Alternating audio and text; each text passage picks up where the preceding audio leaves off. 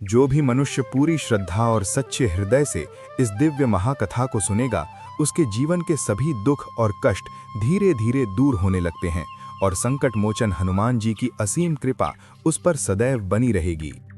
क्या आप जानते हैं ऐसी कौन सी कथा है जो असंभव को भी संभव बना देती है और जिसके मात्र श्रवण यानी सुनने से ही जीवन के बड़े से बड़े संकटों, डर और भयंकर पीड़ाओं का जड़ मूल से नाश हो जाता है? जो कथा बड़े अहंकार को तोड़कर निराश हृदय में परम भक्ति और अटूट शक्ति का संचार करती है।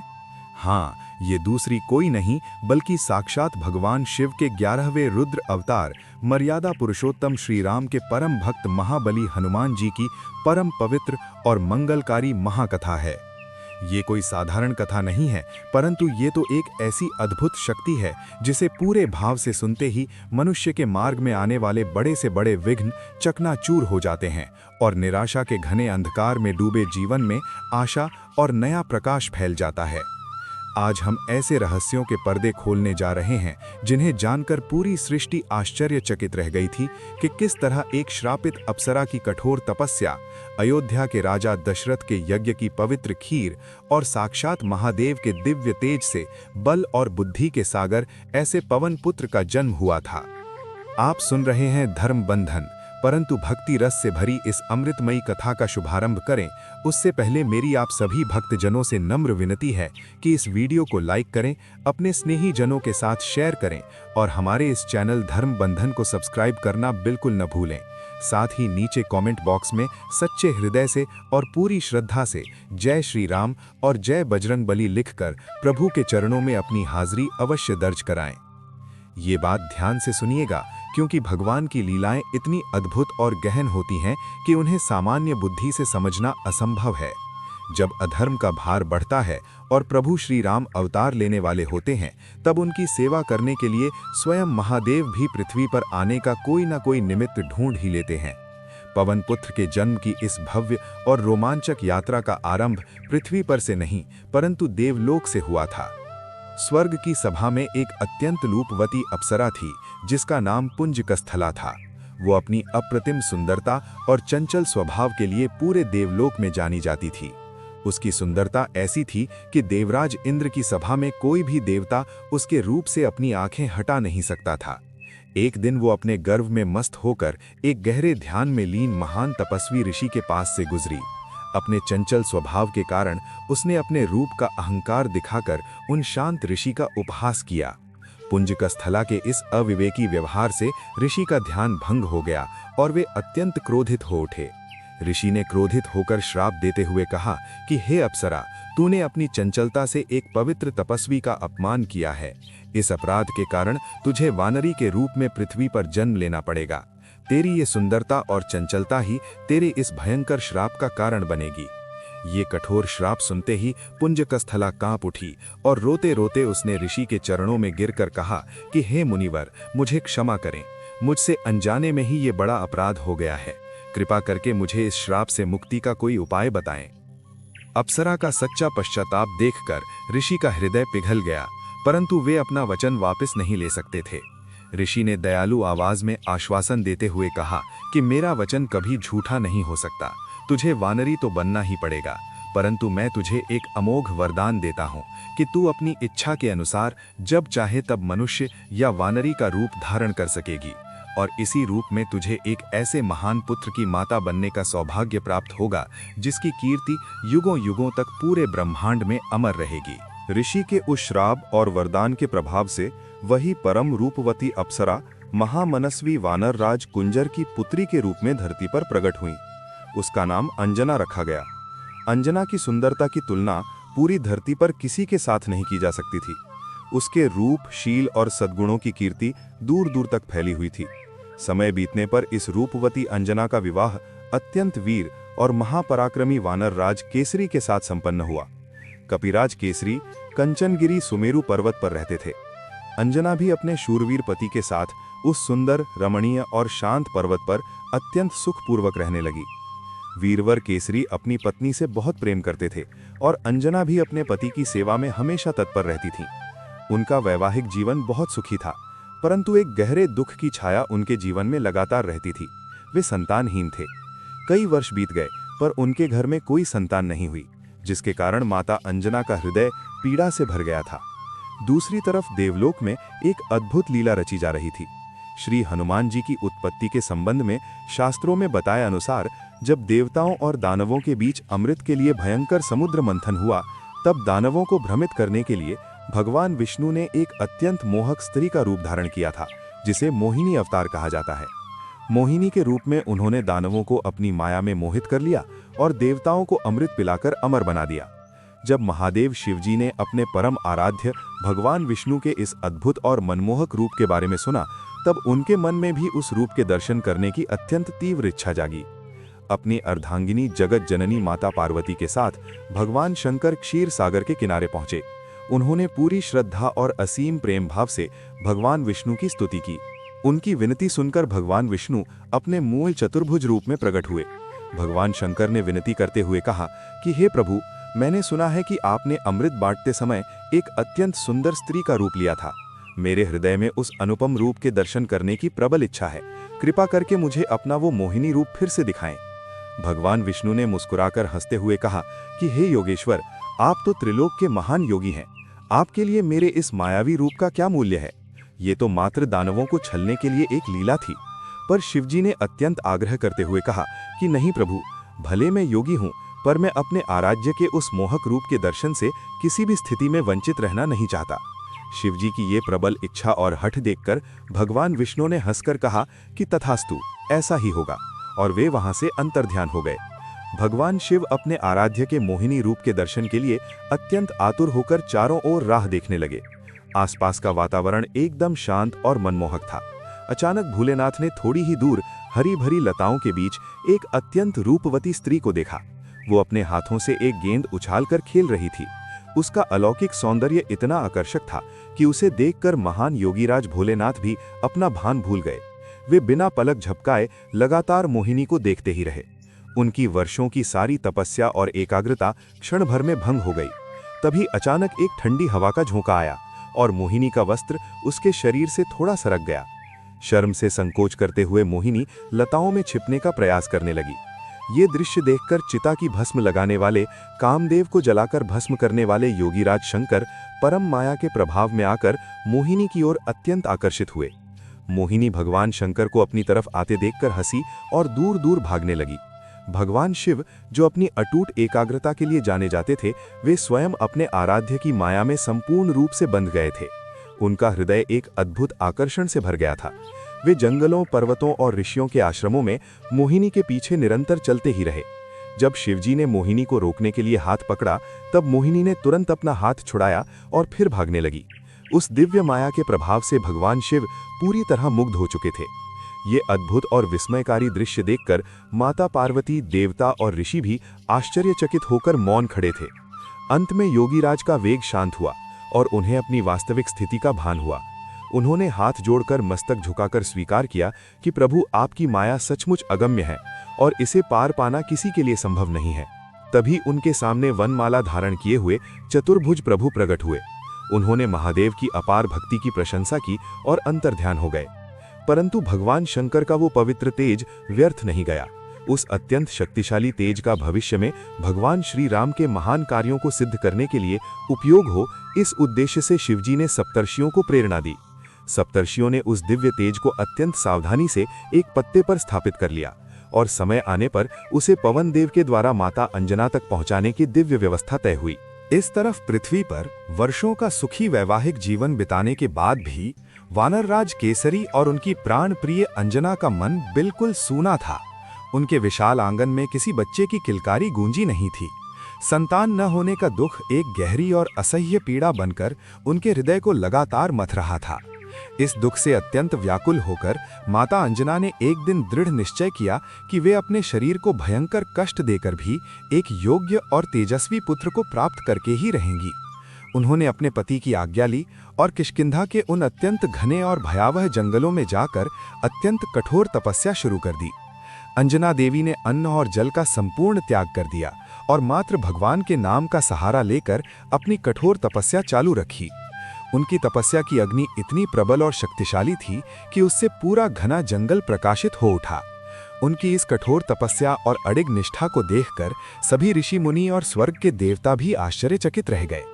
तभी एक महान तपस्वी महामुनि मतंग, जो अपनी दिव्य दृष्टि से ये सब कुछ देख रहे थे, वे उनके पास आए। मुनि मतंग ने अत्यंत शांत और मधुर आवाज में कहा कि हे अंजना देवी, तुम इतनी कठोर तपस्या किस लिए कर रही हो? तुम्हारे चेहरे पर एक महान तपस्विनी का दिव्य तेज है, पर साथ ही एक गहरी पीड़ा भी स्पष्ट दिखाई दे रही है। माता अंजना ने अत्यंत नम्रता और करुणा से भरी आवाज में रोते रोते कहा कि हे मुनीश्वर, मेरा विवाह वानर राज केसरी के साथ हुआ है और हम काफी समय से एक दूसरे के साथ सुखपूर्वक रह रहे हैं, पर हमारा ये सुख बिल्कुल अधूरा है। अभी तक मुझे कोई संतान नहीं हुई है। मेरा हृदय इस कमी से बहुत व्याकुल और उदास है। मैंने किष्किंधा में अनेक व्रत और उपवास किए, अनेक पवित्र तीर्थों की यात्रा की, पर मुझे कोई फल नहीं मिला। अब अंत में फिर से मैंने पुत्र प्राप्ति की प्रबल इच्छा से ये कठोर तपस्या शुरू की है। आप तो त्रिकालज्ञ और सर्वज्ञ हैं, कृपा करके मुझे एक यशस्वी और बलवान पुत्र प्राप्त करने का कोई अचूक उपाय बताएं, जिससे मेरे जीवन का ये असह्य खालीपन हमेशा के लिए दूर हो सके।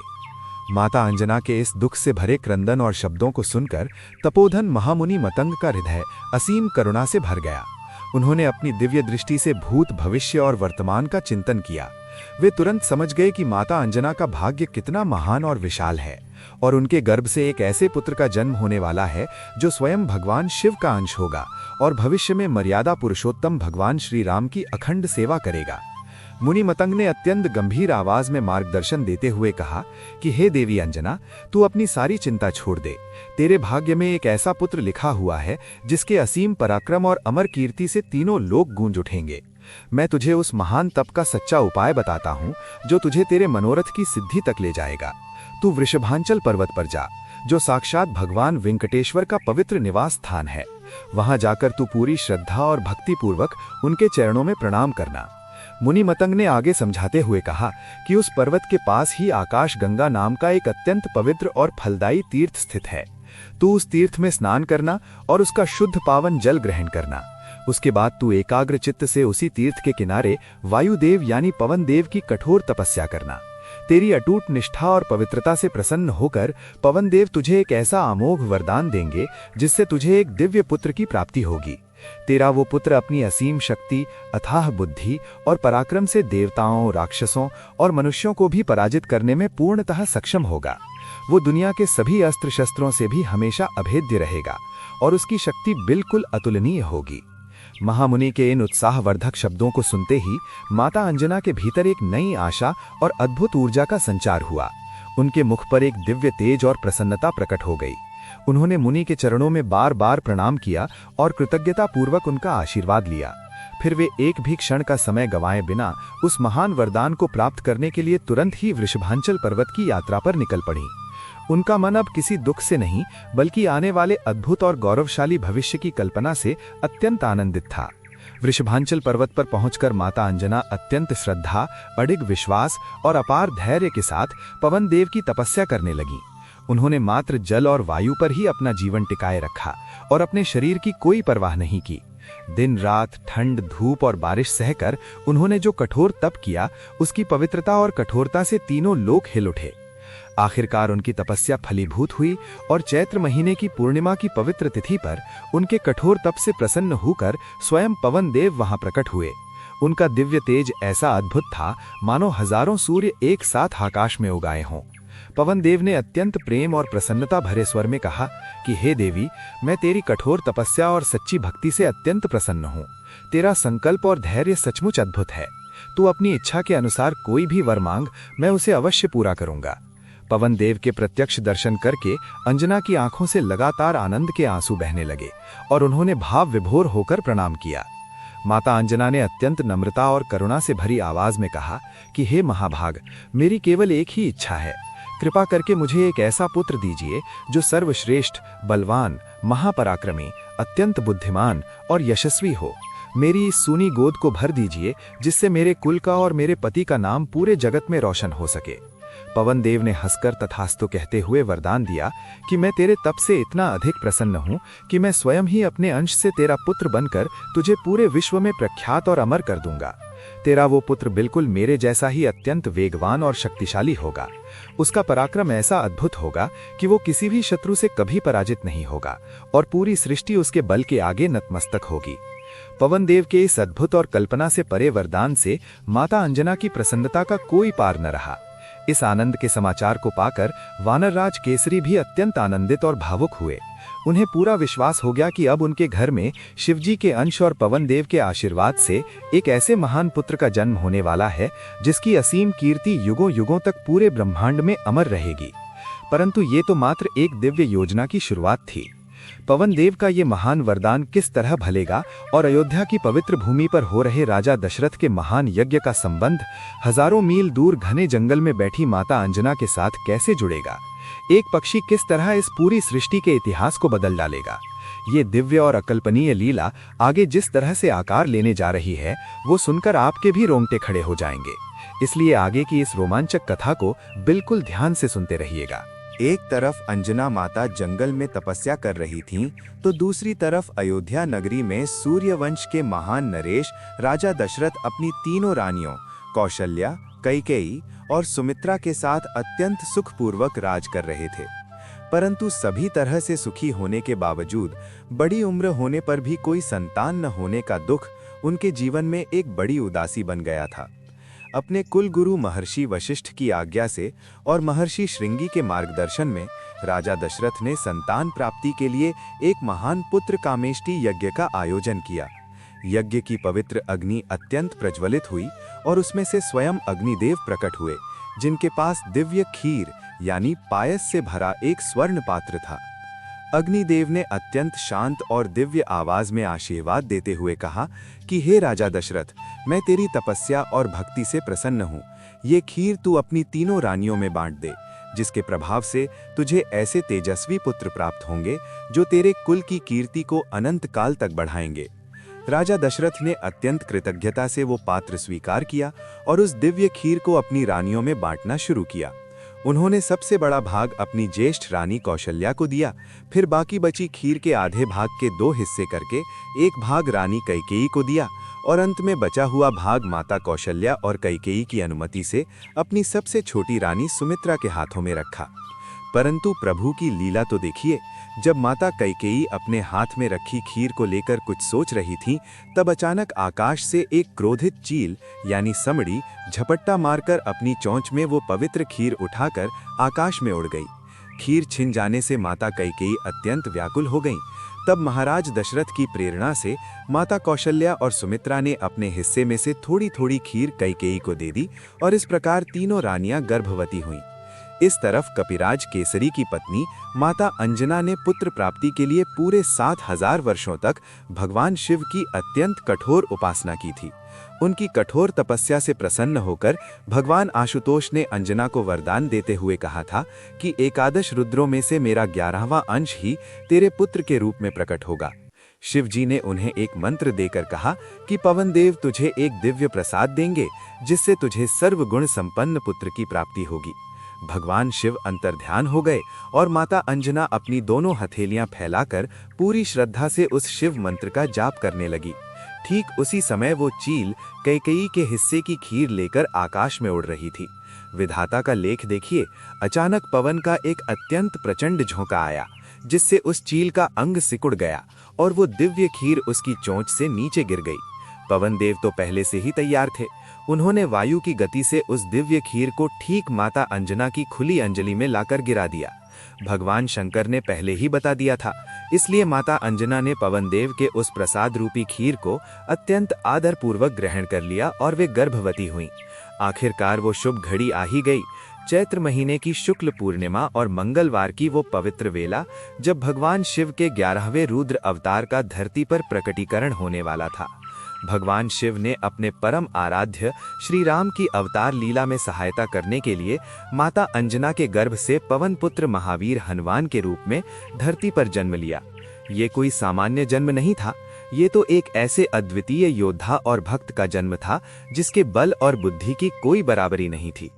हनुमान जी के जन्म के समय पूरी प्रकृति पूर्ण रूप से रमणीय हो गई थी। सूर्यदेव की किरणें सुगंधित और शीतल हो गई थीं। नदियों में एकदम शुद्ध और स्वच्छ जल बह रहा था। पक्षी मधुर कलरव कर रहे थे और वन में विभिन्न रंगों के मनोहर पुष्प खिल उठे थे, जिन पर भंवरे गुंजार कर रहे थे। प्रकट होते ही बाल हनुमान जी का अलौकिक रूप और सौंदर्य अत्यंत अद्भुत और अवर्णनीय था। उनके शरीर की कांति यानी रंग पिंगल वर्ण की स्वर्ण जैसी लाल पीली थी। उनके रोएं और नेत्र भी पिंगल वर्ण के ही थे। वे जन्मते ही कानों में बिजली की तरह चमकते दिव्य स्वर्ण कुंडल धारण किए हुए थे। उनके मस्तक पर मणियों से जड़ी एक अद्भुत टोपी शोभा दे रही थी। उन्होंने कौपीन और काशाय यानी भगवा वस्त्र धारण किए थे। उनके विशाल वक्षस्थल पर पवित्र जनेऊ झिलमिला रहा था। एक हाथ में वज्र था और कमर पर मूंज घास की मेखला सुशोभित हो रही थी।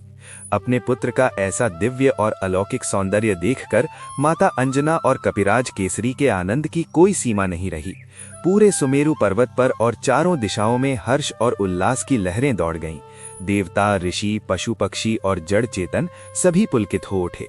परंतु साक्षात महादेव का अंश और पवन देव का पुत्र क्या कभी शांत बैठ सकता है? जन्मते ही माता अंजना की अनुपस्थिति में जब इस दिव्य बालक को जोरों की भूख लगी, तब उसने पूर्व दिशा में उग रहे लाल सुर्ख सूर्य को एक अत्यंत मीठा फल समझकर पकड़ने के लिए ऐसी प्रचंड छलांग लगाई कि पूरा ब्रह्मांड हिल गया और स्वयं देवराज इंद्र को डर के मारे अपना सबसे शक्तिशाली और घातक अस्त्र वज्र उठाने पर मजबूर होना पड़ा। अब इस नन्हे से बालक ने आकाश में जाकर राहु और इंद्र के विशाल ऐरावत हाथी के साथ ऐसा कैसा भयंकर खेल खेला कि पवन देव ने क्रोधित होकर पूरी सृष्टि की सांस ही रोक दी और सृष्टि को बचाने के लिए स्वयं ब्रह्मा जी को किस तरह आना पड़ा। ये अत्यंत रोमांचक और विस्मयकारी लीला जानने के लिए कथा में आगे बिल्कुल ध्यान से जुड़े रहिएगा। कपिराज केसरी किसी कार्य हेतु बाहर गए थे और माता अंजना भी बाल हनुमान को पालने में सुलाकर जंगल में फल लेने गई थीं। माता की अनुपस्थिति में भूख से व्याकुल हुए बाल हनुमान हाथ पैर पटक कर रोने लगे। अचानक उनकी नजर पूर्व दिशा के क्षितिज पर पड़ी, जहां सूर्य नारायण उग रहे थे। उगते सूर्य के लाल सुर्ख बिंब को देखकर उनकी बाल सहज बुद्धि को लगा कि ये कोई अत्यंत मीठा और लाल फल है। प्रलयंकारी शिव के अंश और पवन देव के पुत्र होने के कारण उनमें जन्म से ही अपार वेग था। इसलिए उन्होंने एक ही छलांग लगाई और वायु वेग से आकाश में सूर्य की ओर उड़ने लगे। उनका ये अद्भुत वेग देखकर देवता, दानव और यक्ष भी आश्चर्यचकित रह गए कि ऐसा वेग तो स्वयं गरुड़ या वायु में भी नहीं है। पवन देव ने देखा कि उनका नन्हा पुत्र मध्याह्न काल के सूर्य की ओर जा रहा है, तो सूर्य की प्रचंड गर्मी से बच्चा झुलस न जाए, इसलिए पवन देव स्वयं बर्फ जैसी शीतल हवा बनकर उनके पीछे पीछे चलने लगे। सूर्यदेव ने भी इस दिव्य बालक को अपनी ओर आते देखा। वे तुरंत समझ गए कि ये साक्षात भगवान शिव का अंश और पवन देव का पुत्र है, जिसकी रक्षा के लिए पवन देव खुद आ रहे हैं। जगत पिता भगवान शिव अपने बाल स्वरूप में आ रहे हैं, ये जानकर सूर्यदेव ने अपना अहोभाग्य माना और बालक के स्वागत के लिए अपनी किरणों की प्रचंड अग्नि को एकदम शीतल कर दिया। बाल हनुमान सूर्य के रथ कर पहुंचकर उनके साथ निर्दोष भाव से खेलने लगे। संयोगवश उस दिन अमावस्या की तिथि थी और अपने नियम के अनुसार राहु सूर्य को ग्रहण लगाने के लिए वहां आ पहुंचा। राहु ने सूर्य के रथ पर एक अत्यंत तेजस्वी वानर बालक को देखा। काले और विशाल राहु को देखकर भूखे बाल हनुमान को लगा कि ये कोई काला, अत्यंत स्वादिष्ट और बड़ा फल है। उन्होंने तुरंत ही राहु को पकड़ लिया। उनकी वज्र जैसी मुट्ठी में दबकर राहु तड़पने लगा और मुश्किल से अपनी जान बचाकर सीधा देवलोक में देवराज इंद्र के पास भागा। राहु ने इंद्र के पास जाकर रोते रोते शिकायत की कि हे सुरेश्वर, आपने सूर्य को निगलने का अधिकार मुझे दिया है, तो आज किसी दूसरे भयंकर राहु को सूर्य निगलने के लिए क्यों भेज दिया? ये सुनकर देवराज इंद्र चिंतित हुए और अपने विशाल श्वेत ऐरावत हाथी पर सवार होकर राहु के साथ वहां पहुंचे। दूसरी ओर राहु को फिर से आता देखकर बाल हनुमान उसकी तरफ झपटे, पर अचानक उनकी नजर इंद्र के विशाल श्वेत ऐरावत हाथी पर पड़ी। अग्नि की तरह जगमगाते बाल हनुमान को लगा कि इस काले फल से ज्यादा ये बड़ा सफेद फल अधिक स्वादिष्ट है। इसलिए वे राहु को छोड़कर सीधे ऐरावत हाथी पर झपटे। अत्यंत वेग से अपने ऐरावत पर हमला करते इस भयंकर बालक को देखकर देवराज इंद्र डर गए। अपनी और ऐरावत की रक्षा के लिए इंद्र ने आवेश में आकर अपना सबसे शक्तिशाली अस्त्र वज्र उठाया और बाल हनुमान पर उसका प्रचंड प्रहार कर दिया। देवताओं का वो अमोघ वज्र सीधा बालक की बाईं ठुड्डी यानी हनु पर लगा। प्रहार इतना भयंकर था कि बाल हनुमान की ठुड्डी टूट गई और वे बेहोश होकर एक पर्वत के शिखर पर जा गिरे। अपने प्यारे पुत्र को वज्र के प्रहार से घायल और मूर्छित पड़ा देखकर वायुदेव का क्रोध 7वें आसमान पर पहुंच गया। उन्होंने अत्यंत क्रोधित होकर बालक को गोद में लिया, एक गुफा में चले गए और ब्रह्मांड से वायु का प्रवाह पूर्ण रूप से रोक दिया। हवा रुकते ही तीनों लोकों के सभी प्राणियों, मनुष्यों, ऋषियों और देवताओं की सांसें घुटने लगी। शरीर सूखी लकड़ी जैसे हो गए और पूरी सृष्टि में हाहाकार मच गया। सभी देवता, यक्ष और ऋषि घबराकर सृष्टि के रचयिता ब्रह्मा जी की शरण में दौड़े। ब्रह्मा जी सभी देवताओं को लेकर उस गुफा में पहुंचे। ब्रह्मा जी ने अपने दिव्य हाथों से अत्यंत स्नेहपूर्वक पवन पुत्र के अंगों पर स्पर्श किया, जिससे बाल हनुमान की मूर्छा तुरंत दूर हो गई और वे उठ बैठे। अपने पुत्र को जीवित देखकर पवन देव प्रसन्न हुए और उन्होंने फिर से वायु का संचार करके पूरी सृष्टि को नया जीवन दान दिया। ब्रह्मा जी ने देवताओं से कहा कि ये असाधारण बालक भविष्य में तुम सभी के महान कार्य सिद्ध करेगा, इसलिए इसे अमोघ वरदान दो। सबसे पहले देवराज इंद्र ने हनुमान जी के गले में कमल की माला पहनाकर कहा कि मेरे वज्र से इस बालक की ठुड्डी यानी हनु टूटी है, इसलिए आज से पूरा संसार इसे हनुमान के नाम से पहचानेगा। मेरा वज्र अब कभी इसे नुकसान नहीं पहुंचा सकेगा और इसका शरीर वज्र से भी अधिक कठोर होगा।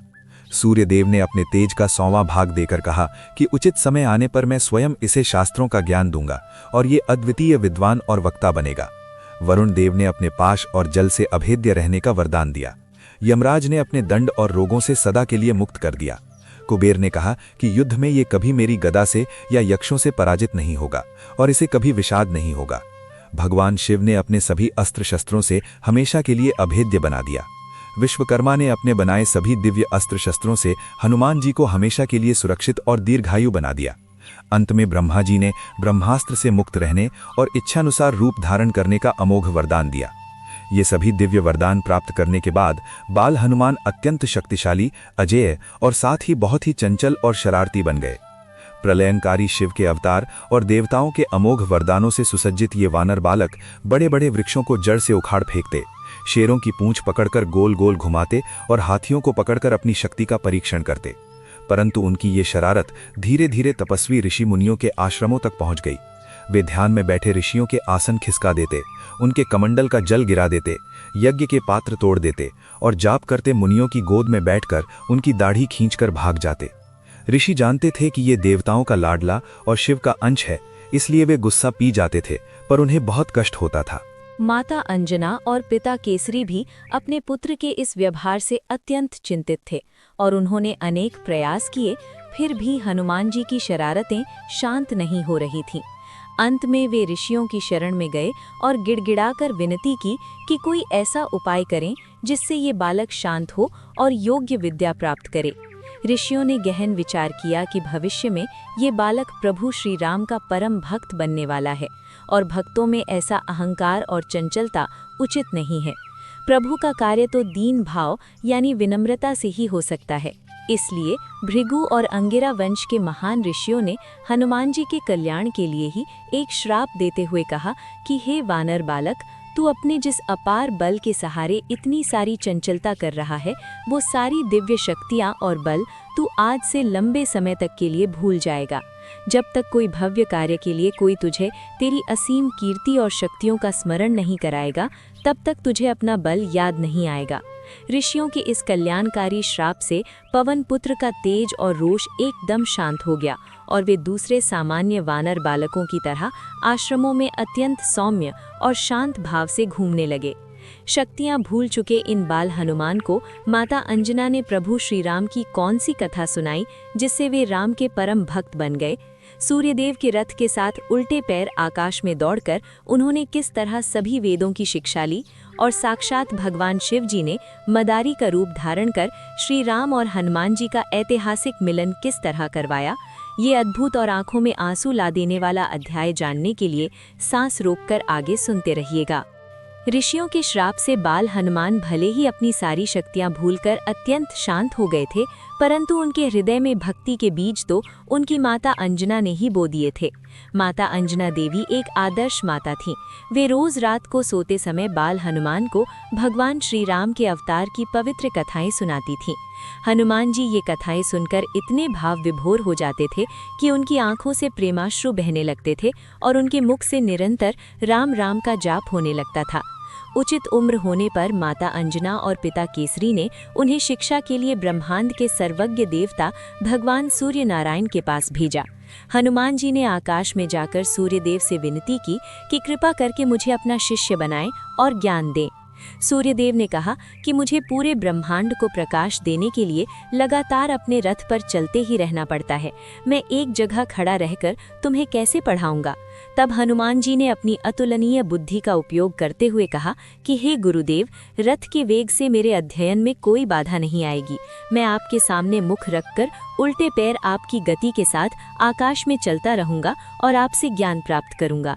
सूर्यदेव ये सुनकर अत्यंत प्रभावित हुए और हनुमान जी ने आकाश में सूर्य के रथ के साथ उल्टे पैर चलकर बहुत ही कम समय में चारों वेद, उपनिषद, व्याकरण और सभी शास्त्रों का संपूर्ण ज्ञान प्राप्त कर लिया।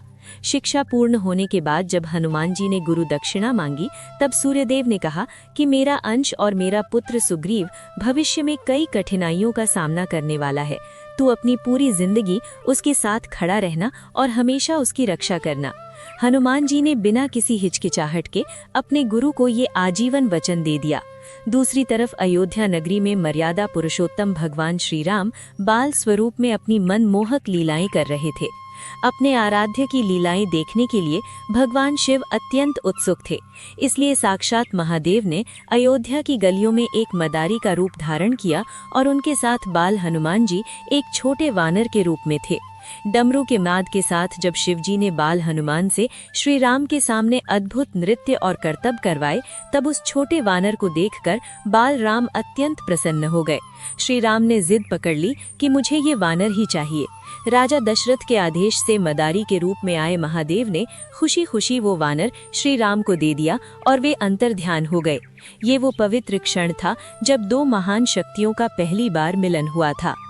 समय बीतने पर जब ऋषि विश्वामित्र जी राम लक्ष्मण को वन में ले जाने के लिए आए, तब श्री राम ने एकांत में हनुमान जी को बुलाकर कहा कि हे हनुमान, तू मेरा सच्चा मित्र है। मैं भविष्य में रावण का वध करने आऊंगा, तब मुझे वानरों की सेना चाहिए होगी। रावण ने बाली के साथ मित्रता कर ली है, इसलिए तू वन में शबरी से मिलकर ऋषिमुख पर्वत पर जा और सुग्रीव के साथ मित्रता कर। मैं धीरे धीरे रास्ते के राक्षसों का सफाया करता हुआ वहां पहुंचूंगा। प्रभु की इस आज्ञा को माथे चढ़ाकर हनुमान जी किष्किंधा में सुग्रीव के अत्यंत वफादार मंत्री बनकर रहने लगे। परंतु विधाता ने कुछ अलग ही लिखा था। एक दिन दुंदुभी नामक एक मायावी राक्षस आधी रात को किष्किंधा के द्वार पर आकर राजा बाली को युद्ध के लिए ललकारने लगा। क्रोधित होकर बाली उसके पीछे दौड़ा और वो राक्षस अपनी जान बचाने के लिए एक अत्यंत अंधेरी और विशाल गुफा में घुस गया। बाली ने सुग्रीव को गुफा के बाहर खड़े रहकर कड़ा पहरा देने का आदेश दिया और स्वयं राक्षस को मारने गुफा के अंदर चला गया। सुग्रीव ने गुफा के बाहर पूरे 1 महीने तक राह देखी, पर बाली बाहर नहीं आया। अंत में गुफा से एक भयंकर गर्जना सुनाई दी और खून की एक बड़ी धार बाहर आती दिखी। सुग्रीव को लगा कि उस भयंकर राक्षस ने मेरे शक्तिशाली भाई बाली का वध कर दिया है। वो राक्षस बाहर आकर किष्किंधा का विनाश न करे, इसके लिए सुग्रीव ने एक विशाल पत्थर से उस गुफा का मुख पूरी तरह से बंद कर दिया और भारी मन से किष्किंधा वापस लौट आया। राज्य को अनाथ न रखने के उद्देश्य से मंत्रियों ने सुग्रीव को किष्किंधा की गद्दी पर बैठा दिया, परंतु वास्तव में तो बाली ने ही उस राक्षस को मार डाला था। जब बाली पत्थर हटाकर गुफा से बाहर आया और उसने सुग्रीव को राजा की गद्दी पर बैठा देखा, तब वो अत्यंत क्रोधित हो गया। क्रोध में अंधे हुए बाली ने सुग्रीव की कोई बात नहीं सुनी, उसे बहुत पीटा। उसकी पत्नी रूमा को जबरदस्ती अपने पास रख लिया और सुग्रीव को राज्य से बाहर निकाल दिया। अपनी जान बचाने के लिए सुग्रीव अपने वफादार मित्र हनुमान जी और अन्य साथियों के साथ ऋषिमुख पर्वत पर आकर आश्रय लेना को मजबूर हुआ, क्योंकि महर्षि मतंग के एक श्राप के कारण यदि बाली इस पर्वत पर पैर रखता तो उसकी मृत्यु निश्चित थी। इसी ऋषिमुख पर्वत पर एक ऐतिहासिक और अत्यंत भावनात्मक घटना घटी। दुष्ट रावण द्वारा सीता माता के अपहरण के बाद उन्हें खोजते खोजते भगवान श्री राम और लक्ष्मण जी पर्वत की तलहटी में पंपा सरोवर के पास आ पहुंचे। हाथ में धनुष बाण लिए हुए इन दो तेजस्वी तपस्वियों को देखकर डरपोक सुग्रीव घबरा गया कि कहीं बाली ने ही मेरा वध करने के लिए इन दो महान योद्धाओं को तो नहीं भेजा है। सुग्रीव ने तुरंत हनुमान जी को बुलाकर कहा कि आप ब्रह्मचारी का रूप धारण करके इन दोनों के पास जाइए और इनके मन की सच्ची बात जानकर मुझे इशारा करें। यदि वे शत्रु हों तो हमें यहाँ से भागना पड़ेगा। हनुमान जी एक ब्राह्मण का रूप धारण करके अत्यंत विनम्रता से श्री राम और लक्ष्मण जी के पास पहुंचे। ब्राह्मण के वेश में हनुमान जी ने अत्यंत शुद्ध और मधुर वाणी में पूछा कि हे वीर पुरुषों, आपका तेज देवताओं या साक्षात नर नारायण जैसा है। आपके कोमल चरण राजमहल में रहने योग्य हैं, तो फिर ऐसे बलकल वस्त्र पहनकर इस घने जंगल में किसकी खोज कर रहे हैं? हनुमान जी की अत्यंत शुद्ध और मधुर वाणी सुनकर भगवान श्री राम अत्यंत प्रभावित हुए और उन्होंने मंद मंद मुस्कुराते हुए लक्ष्मण जी को इशारा करते हुए कहा कि हे लक्ष्मण, देखो इस ब्राह्मण का व्याकरण और उच्चारण कितना शुद्ध है। ये कोई साधारण व्यक्ति नहीं है, बल्कि वेदों का पूर्ण ज्ञाता और किसी राजा का मंत्री होने योग्य है। इसके बाद लक्ष्मण जी ने अपना परिचय देते हुए कहा कि हम अयोध्या के राजा दशरथ के पुत्र राम और लक्ष्मण हैं और रावण द्वारा किए गए माता सीता के अपहरण की दुखद कथा सुनाई। अपने परम आराध्य प्रभु का परिचय सुनते ही हनुमान जी के हृदय में भक्ति की बाढ़ सी आ गई। उन्होंने सोचा कि मैंने प्रभु के सामने छल किया, इसलिए उन्होंने मुझे नहीं पहचाना। उन्होंने तुरंत ही ब्राह्मण का वेश त्याग कर अपने वास्तविक वानर स्वरूप में आकर श्री राम के चरणों में गिर पड़े। आंखों से लगातार बहते आंसुओं के साथ उन्होंने प्रभु से क्षमा मांगते हुए रुंधे गले से कहा, प्रभु, मैं अज्ञानी एक साधारण जीव हूँ, इसलिए आपको नहीं पहचान सका, पर आप तो अंतर्यामी हैं। आप अपने इस दास को कैसे भूल गए? प्रभु श्री राम का हृदय भी भर आया और उन्होंने हनुमान जी को उठाकर अत्यंत प्रेम से अपने हृदय से लगा लिया। तत्पश्चात आनंदित हुए हनुमान जी दोनों भाइयों को अपने कंधों पर बिठाकर सुग्रीव के पास ले गए, जहां अग्नि को साक्षी मानकर श्री राम और सुग्रीव की मित्रता हुई। सुग्रीव ने रोते रोते बाली द्वारा किए गए अन्याय की पूरी कथा सुनाई और श्री राम ने उसे बाली का वध करने का वचन दिया। सुग्रीव को श्री राम की शक्ति पर विश्वास दिलाने के लिए प्रभु श्री राम ने एक ही बाण से 7 विशाल ताड़ के वृक्षों को एक साथ बेध दिया। ये अद्भुत शक्ति प्रदर्शन देखकर सुग्रीव को पूर्ण विश्वास हो गया। योजना के अनुसार सुग्रीव बाली को युद्ध के लिए ललकारने गया। दोनों भाइयों के बीच भयंकर युद्ध शुरू हुआ, पर श्री राम एक पेड़ के पीछे छिपकर देखते ही रहे और बाण नहीं चला सके, क्योंकि बाली और सुग्रीव दोनों के रूप एकदम समान थे। मार खाकर लहूलुहान हुआ सुग्रीव वापस लौटा और श्री राम से शिकायत की कि आपने तो मुझे मरवाने ही भेजा था। तब श्री राम ने समझाया कि तुम दोनों एक जैसे दिख रहे थे, इसलिए मैंने बाण नहीं चलाया। पहचान के लिए श्री राम ने सुग्रीव के गले में फूलों की एक सुंदर माला पहनाकर उसे फिर से बाली को ललकारने भेजा।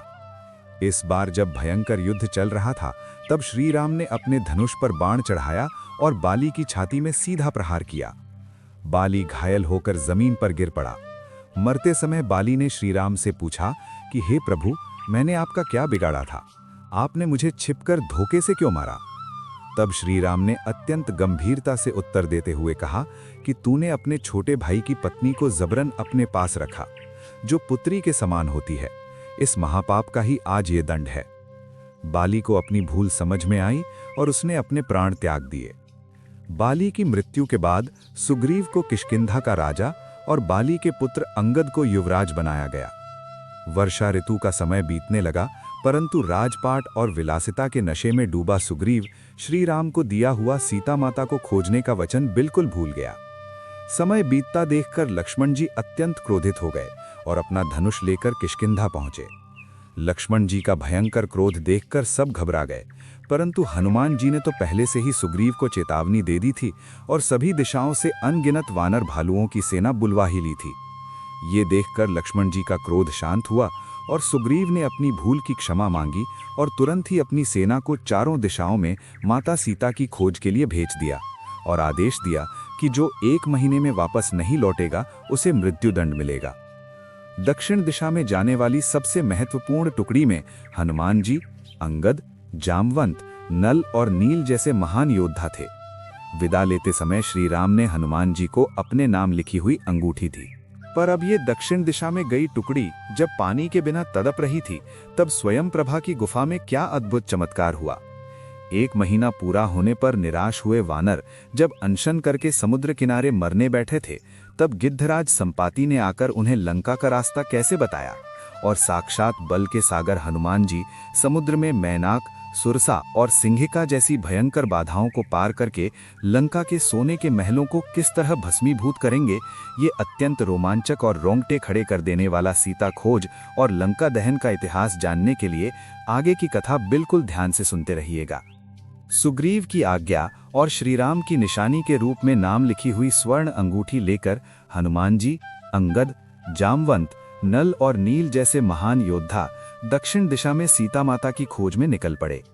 विंध्याचल के घने जंगलों और दुर्गम पहाड़ों में भटकते भटकते पूरी वानर सेना प्यास से अत्यंत व्याकुल हो गई। तब हनुमान जी ने अपनी तीव्र बुद्धि से देखा कि कुछ पक्षी गीले पंखों के साथ एक गुफा से आ रहे हैं। सब अंधेरी गुफा में प्रवेश कर गए, जहां अंदर थोड़ी दूर एक अद्भुत प्रकाशित नगर और मीठे जल के सरोवर थे।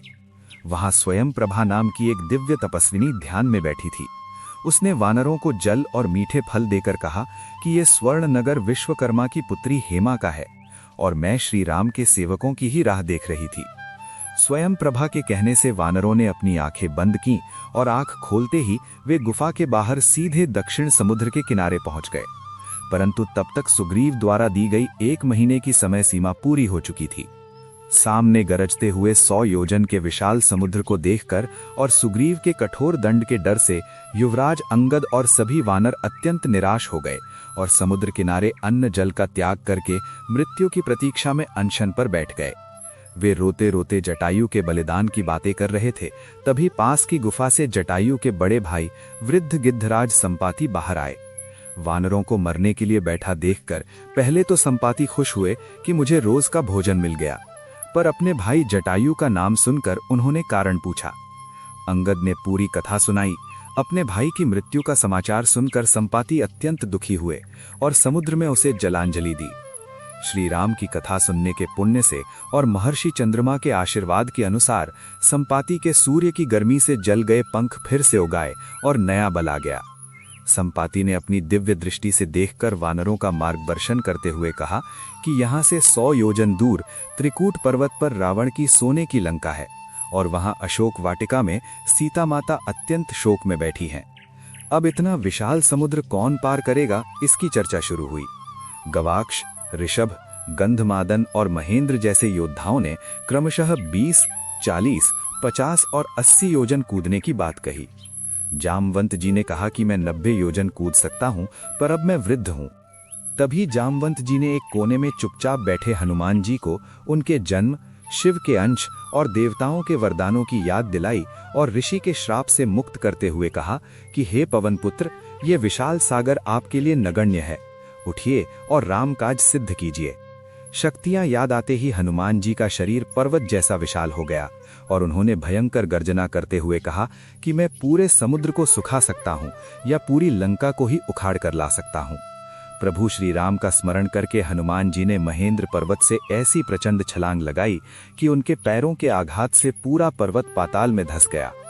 समुद्र देव ने हनुमान जी को विश्राम देने के लिए मैनाक पर्वत को जल से बाहर भेजा, परंतु हनुमान जी ने अत्यंत प्रेम से मैनाक पर्वत को स्पर्श करके कहा कि प्रभु श्री राम का कार्य पूर्ण किए बिना मेरे लिए कहीं विश्राम नहीं है।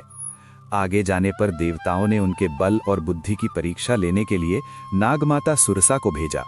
सुरसा ने अपना मुख बढ़ाकर 100 योजन जितना विशाल कर लिया। तब हनुमान जी ने अपनी अत्यंत चतुराई का प्रयोग करते हुए अचानक एकदम छोटा मच्छर जैसा रूप धारण किया और सुरसा के मुख में प्रवेश करके तुरंत बाहर आ गए। सुरसा उनकी विद्वत्ता से प्रसन्न हुई और आशीर्वाद देकर विदा हुई। उसके बाद समुद्र में रहने वाली सिंहिका नाम की भयंकर राक्षसी ने आकाश में उड़ते हनुमान जी की परछाई पकड़ ली, पर हनुमान जी ने तुरंत उसके छल को पहचान लिया और एक ही प्रहार में उस दुष्ट राक्षसी का वध कर दिया। लंका के किनारे पहुंचकर रात होते ही हनुमान जी ने अणिमा सिद्धि से अत्यंत सूक्ष्म रूप धारण किया और लंका में प्रवेश करने लगे, परंतु लंका के मुख्य द्वार पर पहरा देती लंकिनी नाम की राक्षसी ने उन्हें रोका। हनुमान जी ने उसे एक जोरदार मुक्का मारा, जिससे लंकिनी खून उगलने लगी और जमीन पर गिर पड़ी। उसे ब्रह्मा जी का वरदान याद आ गया कि वानर के प्रहार से जब तू परास्त हो जाए तो समझ लेना कि अब राक्षसों का विनाश निश्चित है। लंका में प्रवेश करने के बाद हनुमान जी ने रावण के महल, मंदोदरी के कक्ष और कोने कोने में सीता माता की खोज की, पर कहीं पता नहीं चला। हनुमान जी को क्षण भर के लिए शंका हुई कि पराई स्त्रियों को सोते हुए देखने से मुझे पाप तो नहीं लगेगा, पर उनका मन और इरादा एकदम निर्मल था। अंत में उन्हें एक ऐसा सात्विक महल दिखाई दिया जिसके आंगन में तुलसी का पौधा था और दीवारों पर भगवान श्री राम का नाम लिखा हुआ था। हनुमान जी ने ब्राह्मण का रूप देखकर देखा तो वे रावण के छोटे भाई विभीषण थे, जो दांतों के बीच बेचारी जीभ की तरह लंका में राम भक्ति कर रहे थे। विभीषण ने ही उन्हें मार्गदर्शन दिया कि सीता माता अभी अशोक वाटिका में है। हनुमान जी तुरंत अशोक वाटिका में पहुंचे और एक वृक्ष की डाली पर छिपकर बैठ गए। उन्होंने देखा कि दुष्ट रावण सीता माता को धमका रहा था और जान से मारने का डर दिखा रहा था, पर सीता माता ने घास का एक तिनका हाथ में रखकर अत्यंत निर्भयता से रावण से कहा कि श्री राम के सामने तेरी कोई बिसात यानी औकात नहीं है। रावण के जाने के बाद जब सीता माता अत्यंत निराश होकर अपने प्राण त्यागने जा रही थीं, तभी हनुमान जी ने वृक्ष पर से प्रभु श्री राम द्वारा दी गई नाम लिखी हुई स्वर्ण अंगूठी सीता माता की गोद में गिरा दी। अपने पति की अंगूठी देखकर सीता माता आश्चर्यचकित रह गईं। तब हनुमान जी अपने असली रूप में प्रकट हुए, हाथ जोड़कर श्री राम और लक्ष्मण जी की कथा सुनाई और अपना परिचय दिया। हनुमान जी ने सीता माता से कहा कि आप मेरी पीठ पर बैठ जाइए, मैं आपको अभी प्रभु के पास ले चलता हूं। परंतु सीता माता ने अपने पतिव्रता धर्म का पालन करते हुए कहा कि प्रभु श्री राम स्वयं रावण का वध करके मुझे ले जाएं, इसी में उनकी कीर्ति है। विदा लेते समय सीता माता ने अपने बालों में से चूड़ामणि निकालकर हनुमान जी को निशानी के रूप में दे दी। सीता माता की आज्ञा लेकर, क्योंकि हनुमान जी को बहुत भूख लगी थी, उन्होंने अशोक वाटिका के अत्यंत मीठे फल खाना शुरू कर दिया और साथ ही राक्षसों को चेतावनी देने के लिए बड़े बड़े वृक्ष उखाड़कर पूरी वाटिका का विनाश करना शुरू कर दिया। रावण के सैनिक और जम्बूमाली उन्हें पकड़ने आए, पर हनुमान जी ने रावण के शक्तिशाली पुत्र अक्षय कुमार सहित अनेक राक्षसों का वध कर दिया। अंत में रावण का सबसे बड़ा पुत्र इंद्रजीत यानी मेघनाद वहां आया और उसने हनुमान जी पर ब्रह्मास्त्र का प्रयोग किया। ब्रह्मास्त्र का सम्मान बनाए रखने के लिए हनुमान जी जानबूझकर बंधन में बंध गए और सैनिक उन्हें रावण की सभा में ले गए। सभा में हनुमान जी ने अत्यंत निर्भयता से रावण को समझाया कि तू सीता माता को वापस सौंप दे, अन्यथा तेरा विनाश निश्चित है। अहंकारी रावण ने क्रोधित होकर हनुमान जी को मार डालने का आदेश दिया, पर विभीषण ने नीति का विरोध करते हुए कहा कि दूत को मारना उचित नहीं है। तब रावण ने आदेश दिया कि वानर को अपनी पूंछ बहुत प्यारी होती है, इसलिए इसकी पूंछ पर तेल वाला कपड़ा बांधकर उसमें आग लगा दो और इसे पूरे नगर में घुमाओ। राक्षसों ने हनुमान जी की पूंछ पर कपड़ा और तेल लपेट दिया और उसमें आग लगा दी। बस फिर तो पूछना ही क्या था। हनुमान जी ने तुरंत अपना अत्यंत सूक्ष्म रूप धारण किया, बंधन से मुक्त हुए और फिर से विशाल रूप लेकर लंका के एक महल से दूसरे महल पर कूदने लगे। देखते ही देखते पवन देव की मदद से वो विकराल आग पूरी लंका में फैल गई और रावण की वो अभिमानी सोने की लंका धू धू कर जलने लगी। हनुमान जी ने केवल राम भक्त विभीषण के महल को बचाकर पूरी लंका को भस्मीभूत कर दिया और उसके बाद समुद्र में कूदकर अपनी पूंछ की आग बुझा दी। आकाशवाणी से सीता माता के सुरक्षित होने की बात जानकर हनुमान जी अत्यंत गर्व के साथ समुद्र पार करके वापस अपनी वानर सेना के पास पहुंच गए और सभी ने खुशी में मधुबन का आनंद लूटा। हनुमान जी ने प्रभु श्री राम के पास पहुंचकर उन्हें चूड़ामणि दी और पूरी कथा सुनाई, जिसे सुनकर श्री राम ने हनुमान जी को अपने हृदय से लगा लिया। परंतु अब तो असली महायुद्ध का आरंभ होने वाला था। सागर पर पत्थर तैराकर राम सेतु का निर्माण कैसे होगा? जब मेघनाद की भयंकर शक्ति से लक्ष्मण जी मृत्युशैया पर गिरेंगे, तब हनुमान जी पूरा संजीवनी पर्वत उठा लाएंगे, तो रास्ते में अयोध्या के ऊपर भरत जी उन्हें राक्षस समझकर किस तरह बाण मारेंगे। और अंत में धर्म और अधर्म के बीच इस भयंकर महासंग्राम में कुंभकर्ण और रावण का वध कैसे होगा? श्री राम के राज्याभिषेक की ये अमर कथा जानने के लिए रोमांच से भरे आगे के भाग के साथ जुड़े रहिएगा। लंका दहन करके और सीता माता की चूड़ामणि लेकर हनुमान जी जब प्रभु श्री राम के पास वापस लौटे और सीता माता की विरह वेदना का वर्णन किया, तब प्रभु राम की आंखों से लगातार आंसू बहने लगे और उन्होंने हनुमान जी को अपने हृदय से लगा लिया। इस तरफ लंका में रावण ने क्रोधित होकर अपने ही भाई विभीषण को लात मारकर सभा से निकाल दिया, क्योंकि विभीषण ने सीता माता को सम्मानपूर्वक वापस सौंप देने की नीति भरी सलाह दी थी। विभीषण श्री राम की शरण में आए तब वानरों को उन पर जासूस होने का संदेह हुआ, पर हनुमान जी ने उन्हें पहचान लिया और श्री राम ने विभीषण को गले लगाकर लंका का भविष्य का राजा घोषित कर दिया। अब विशाल समुद्र पार करने के लिए श्री राम ने 3 दिन तक कुश के आसन पर बैठकर समुद्र देव की आराधना की, परंतु समुद्र ने कोई मार्ग नहीं दिया। अंत में प्रभु का क्रोध फूट पड़ा और उन्होंने समुद्र को सुखा देने के लिए अपना अग्नि बाण उठाया। ये देखकर समुद्र देव घबराकर प्रकट हुए और अपनी मर्यादा बताते हुए क्षमा मांगते हुए कहा कि आपकी सेना में विश्वकर्मा के पुत्र नल और नील हैं, जिन्हें वरदान है कि उनके स्पर्श से पत्थर पानी में डूबेंगे नहीं।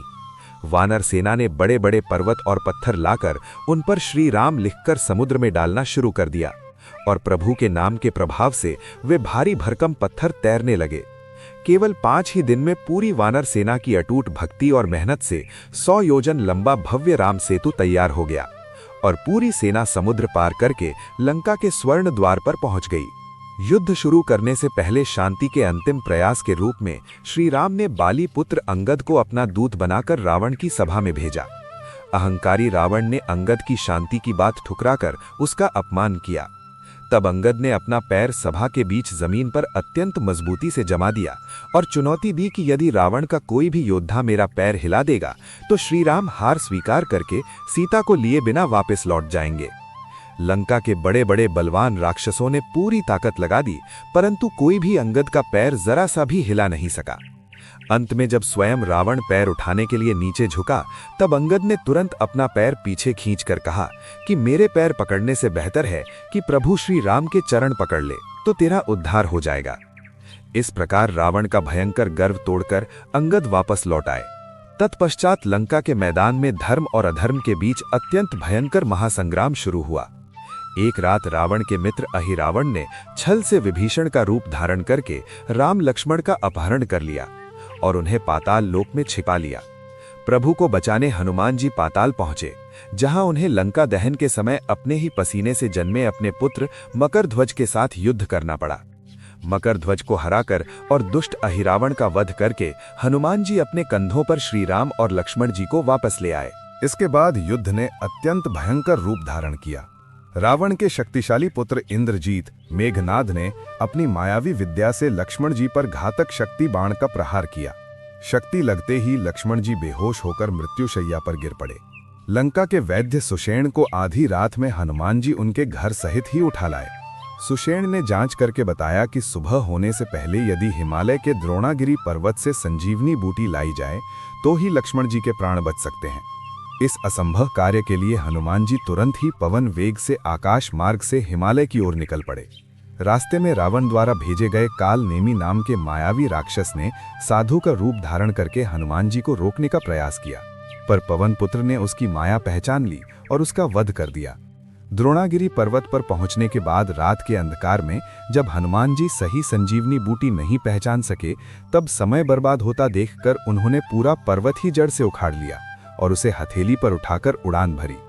आकाश मार्ग से वापस लौटते समय अयोध्या के ऊपर से गुजरते हुए भरत जी ने ये समझकर कि आकाश में कोई विशाल राक्षस जा रहा है, हनुमान जी पर बाण चला दिया। बाण लगते ही हनुमान जी राम राम बोलते हुए नीचे गिरे, पर सत्य समझ में आने पर भरत जी ने अत्यंत पश्चाताप किया और क्षमा मांगी। समय पर संजीवनी बूटी आ जाने से वैद्य सुषेण ने लक्ष्मण जी के प्राण बचा लिए और हनुमान जी सुषेण को उनके घर सहित लंका वापस छोड़ाए। अब रावण ने अपने विशालकाय भाई कुंभकर्ण को 6 महीने की नींद से जगाकर युद्ध में भेजा, जिसने वानर सेना में भारी तबाही मचाई और अनेक वानरों को निगल गया। परंतु अंत में प्रभु श्री राम ने अपने दिव्य बाणों से उस भयंकर राक्षस का अंत कर दिया। तत्पश्चात लक्ष्मण जी ने अत्यंत कठोर पराक्रम दिखाते हुए मायावी मेघनाद का वध किया। अपने भाई और पुत्र की मृत्यु से क्रोधित हुआ 10 सिर और 20 भुजाओं वाला अहंकारी रावण स्वयं रणभूमि में उतरा और श्री राम के साथ उसका अत्यंत भीषण और लंबा युद्ध चला। रावण के कटे हुए सिर बार बार फिर से जुड़ जाते थे। तब विभीषण ने प्रभु राम को रावण की नाभि में छिपे अमृत कुंड का रहस्य बताया।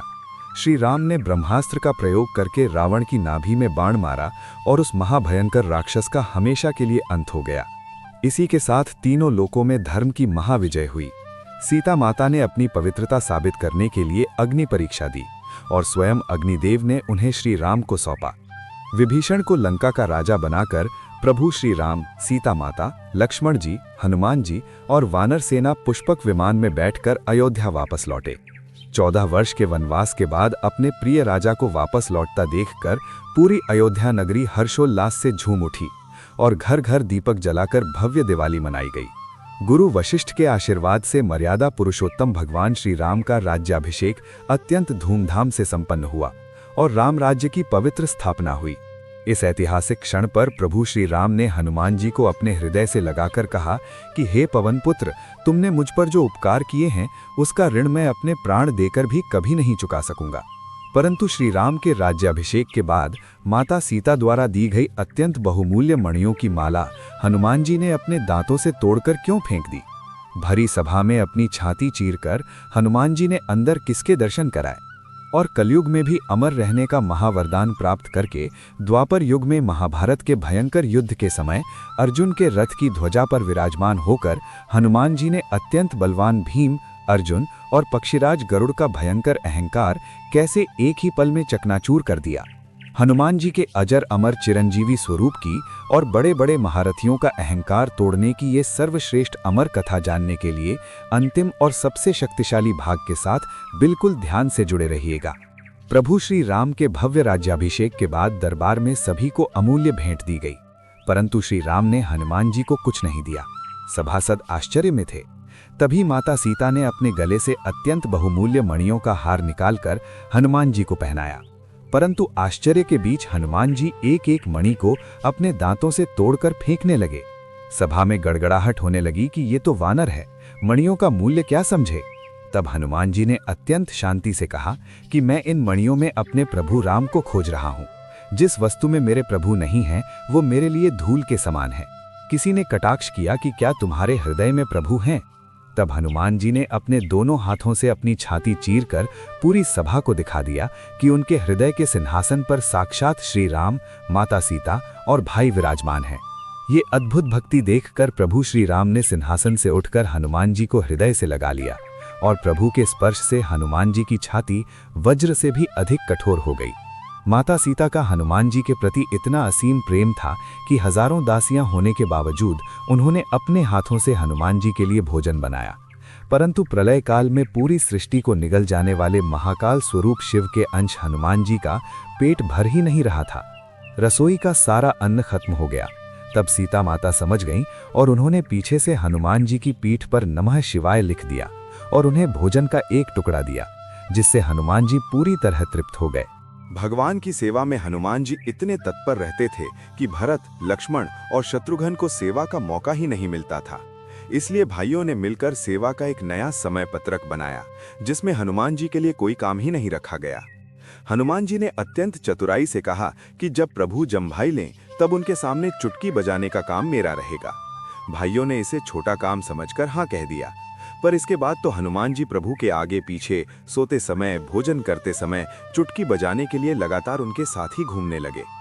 अंत में सीता माता के कहने से वो नियम रद्द हुआ और हनुमान जी की अखंड सेवा फिर से शुरू हो गई। समय बीतने पर श्री राम ने अश्वमेध यज्ञ का आयोजन किया और यज्ञ के घोड़े की रक्षा के लिए शत्रुघ्न, पुष्कल और हनुमान जी निकले। चक्रांक नगरी के राजा सुबाहु के साथ भयंकर युद्ध हुआ, जिसमें हनुमान जी की लात लगते ही सुबाहु को मूर्छा में अयोध्या के यज्ञ और श्री राम के दिव्य दर्शन हुए और उसने शरणागति स्वीकार कर ली। आगे चलकर देवपुर के राजा वीरमणि ने, जो परम शिव भक्त था, घोड़ा पकड़ लिया। अपने भक्त की रक्षा के लिए साक्षात भगवान शिव युद्ध के मैदान में आए। शत्रुघ्न और पुष्कल शिवजी के प्रहार से बेहोश हो गए। तब हनुमान जी और भगवान शिव के बीच अत्यंत रोमांचक और भयंकर युद्ध हुआ। हनुमान जी के प्रहारों से शिवजी का रथ टूट गया और वे अत्यंत प्रसन्न हुए। शिवजी ने जब वरदान मांगने को कहा तब हनुमान जी ने विनती की कि मैं जब तक हिमालय से द्रोणागिरी पर्वत पर औषधि लेने जाऊं तब तक आप मेरे घायल भाइयों की रक्षा कीजिएगा। हनुमान जी फिर से पूरा द्रोणागिरी पर्वत उठा लाए, जिसके लिए देवगुरु बृहस्पति ने इंद्र को भी हनुमान जी के साथ युद्ध करने से रोका था और पुष्कल तथा शत्रुघ्न को जीवित किया। अंत में भगवान राम स्वयं वहां प्रकट हुए और शिव राम का अद्भुत मिलन हुआ। जब त्रेता युग के अंत में श्री राम ने सरयू नदी में जल समाधि लेकर वैकुंठ वापस लौटने का निर्णय लिया, तब हनुमान जी रो पड़े। श्री राम ने उन्हें गले लगाकर महावरदान देते हुए कहा कि हे पवन पुत्र, जब तक इस पृथ्वी पर सूर्य चंद्र रहेंगे और मेरी राम कथा गाई जाएगी, तब तक तुम पृथ्वी पर चिरंजीवी अमर रहकर मेरे भक्तों के कष्ट दूर करते रहोगे। द्वापर युग आया तब भगवान श्री कृष्ण ने अपने 3 अत्यंत निकट के भक्तों का अहंकार तोड़ने के लिए हनुमान जी का स्मरण किया। गरुड़ को अपने उड़ने के वेग का भारी अहंकार था। कृष्ण ने गरुड़ को द्वारका के बाहर बाग में बैठे वानर को बुलाने भेजा। हनुमान जी ने अपनी पूंछ से गरुड़ को ऐसा जकड़ लिया कि वो तड़पने लगा और मुश्किल से अपनी जान बचाकर भाग गया। जब गरुड़ ने आकर कहा कि राम ने आपको बुलाया है, तब हनुमान जी गरुड़ से भी पहले उड़कर द्वारका पहुंच गए। द्वारका के दरवाजे पर भगवान के अजेय सुदर्शन चक्र ने हनुमान जी को रोका, तो पवन पुत्र ने उस महान सुदर्शन चक्र को एक छोटा सा फल समझकर अपने मुंह में दबा लिया और सुदर्शन का गर्व टूट गया। अंदर जाकर उन्होंने देखा तो श्री कृष्ण राम स्वरूप में बैठे थे और बगल में अपने रूप के गर्व में चूर सत्यभामा सीता के रूप में बैठी थीं। हनुमान जी ने अत्यंत भोले भाव से पूछा कि हे प्रभु, सीता माता कहाँ गईं और इस किस दासी को आपने सिंहासन पर बिठा लिया है? यह सुनते ही सत्यभामा के रूप का भारी अहंकार एक ही पल में चकनाचूर हो गया। महाभारत काल में भीमसेन को अपने अपार बल का गर्व था। द्रौपदी के लिए सुगंधित कमल सौगंधिका पुष्प लेने जाते हुए भीम का रास्ता एक वृद्ध वानर ने अपनी पूंछ फैलाकर रोक लिया। अत्यंत बलवान भीमसेन पूरी ताकत लगाने के बावजूद पसीने से तरबतर हो गया, पर उस बूढ़े वानर की पूंछ का एक बाल भी नहीं हिला सका। तब उसे अपनी भूल समझ में आई और हनुमान जी ने अपने असली रूप में भीम को दर्शन देकर उसका अहंकार तोड़ा और वरदान दिया कि युद्ध में मैं तुम्हारी गर्जना में अपनी आवाज मिलाऊंगा। इसी तरह अर्जुन को अपने बाणों का गर्व था कि राम ने पत्थरों का सेतु क्यों बनाया, मैं होता तो बाणों का पुल बना देता। हनुमान जी ने चुनौती दी और अर्जुन ने बाणों का पुल बनाया। हनुमान जी ने जैसे ही उस पर पैर रखा कि पुल चरमराने लगा। अर्जुन का गर्व टूट गया और तब उसे पता चला कि श्री कृष्ण ने अपनी पीठ का सहारा देकर उस पुल को टूटने से बचाया था, जिससे कृष्ण की पीठ से खून बहने लगा था। अर्जुन ने क्षमा मांगी और हनुमान जी ने उसे वरदान दिया कि महाभारत के उस भयंकर महायुद्ध में मैं स्वयं अदृश्य रूप से तुम्हारे रथ की ध्वजा पर विराजमान रहूंगा और सभी घातक अस्त्रों से तुम्हारे रथ की रक्षा करूंगा, जिससे तुम्हारा रथ कपिध्वज कहलाएगा। इस प्रकार बल, बुद्धि और विद्या के सागर ऐसे महाबली हनुमान जी मात्र अपार शक्ति के ही नहीं बल्कि परम भक्ति, अखंड समर्पण और नम्रता के सर्वोच्च प्रतीक हैं। गोस्वामी तुलसीदास जैसे महात्माओं ने कलयुग में भी उनके साक्षात दर्शन किए हैं। वे आज भी कलयुग में जागृत देव के रूप में विराजमान हैं और सच्चे भक्तों की एक ही पुकार पर दौड़े आते हैं। जो भी मनुष्य सच्चे हृदय से इस संपूर्ण महाकथा का श्रवण करता है, उसके जीवन से भूत पिशाच, असाध्य बीमारियां और सभी कष्ट हमेशा के लिए दूर हो जाते हैं। तो भक्तजनों, चैनल धर्म बंधन की ये अद्भुत और मेहनत से तैयार की गई प्रस्तुति यदि आपको सचमुच पसंद आई हो तो इस वीडियो को तुरंत लाइक करें, अपने परिजनों और स्नेही मित्रों के साथ अधिक से अधिक शेयर करें और भविष्य में ऐसी ही दिव्य महाकथाएं सुनने के लिए हमारे चैनल धर्म बंधन को सब्सक्राइब करना बिल्कुल ना भूलें।